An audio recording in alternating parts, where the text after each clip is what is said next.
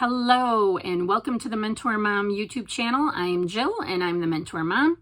Today we are going to be talking about toddlers, tantrums, and talking. Anybody who's had a 2-year-old knows that meltdowns are a regular occurrence for that age group, and I'm going to talk in future videos about what's going on from a social, emotional, developmental standpoint and why we see those tantrums and meltdowns, because it's really important to understand the why. But today I want to talk about how tantrums can impact talking with young kids. So, they're just starting to acquire their language and communication skills.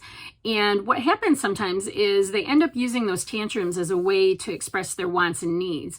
And where the train goes off the track is if we as parents have inadvertently reinforced that as a suitable way of getting the things that they want.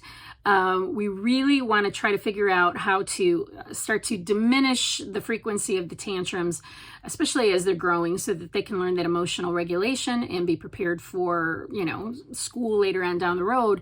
But we also want to help them understand that there's a higher level way of communicating their wants and needs, which can be gestures, it can be signs, it can be pulling you to the kitchen, it could be babbling, but screaming and crying is not going to be a great way for them to try to communicate with us. And we have to start teaching that early on if we want to get them to those words.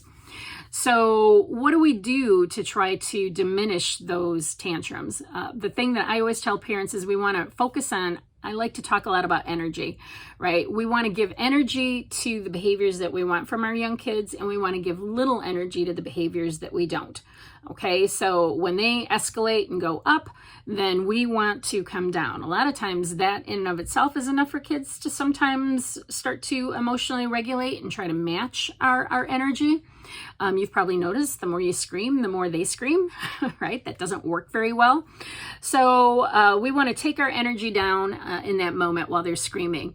We want to stay present, but we really want to limit how much we're interacting with them during that moment so they don't see it as something that's working to communicate with us in that moment.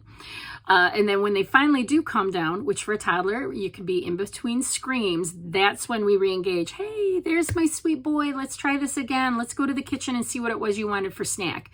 If they go back into the screaming, we quiet down, we stay calm again. We really want to limit our talk, our touch, and our eye contact during that moment. And you just continue that process until they start to figure out, okay, that's not working. But when I'm calmer, my mom picks me up and hugs me and gives me love and tries to help me figure out how to communicate with her what it was that I wanted.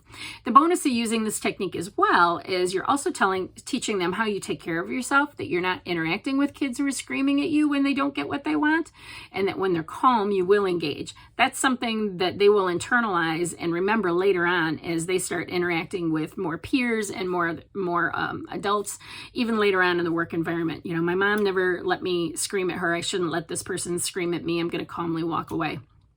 So yeah, we got to get rid of those tantrums if we want to get to talking. Okay, so I know that this is just a really short video on it, but I did put down in the comments or description area a link to my Tantrum Tamer cheat sheet. That's a mouthful. I don't know why I called it that. The Tantrum Tamer cheat sheet is down below. So go check that out, and there will be a lot more conversations here in the future regarding the toddlers and tantrums and social emotional regulation, as well as tips to start getting them talking some more. So thank you for following my YouTube channel. If you know somebody that could benefit from this information, feel free to share. Make sure that you subscribe to my newsletter, and I'll make sure that you get links to my new videos and any resources sent right to your mailbox. So peace and love to you all, and thank you again for your support, and until next time.